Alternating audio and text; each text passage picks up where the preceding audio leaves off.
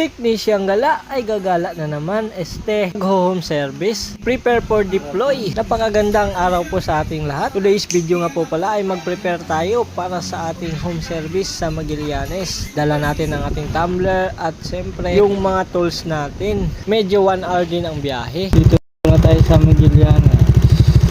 Only riders ang nakakaalam. Pag may ganito, arco or mga signage, siyempre magpa-picture at magbibideo tayo. For documents na nga po. At ayan, pa-flex na natin yung dala nating helmet dyan. Hindi natin patagalan. Pagdating sa customer ay mag-change oil agad tayo dyan mga ka-e-bike. Ang gagawin natin ay overall check-up, higpit ang preno, change oil at alignment. Yan, alignment din. Ito na po ang tutorial paano mag-align ng 4 wheels. Sa mga followers natin na nag-request, ito na po yun. Unang gagawin po natin ay paluwagan po natin yung tornilyo sa bawat ball joint. Dalasan 1 set ang ating kinakabit, 4 na pirasong ball joint. Kaya paluwagan natin yan para maikot natin yung pinaka stick rod. Sa pag-ikot niyan ay dapat tansahin mo kung straight na ba yung sa manobela at sa gulong.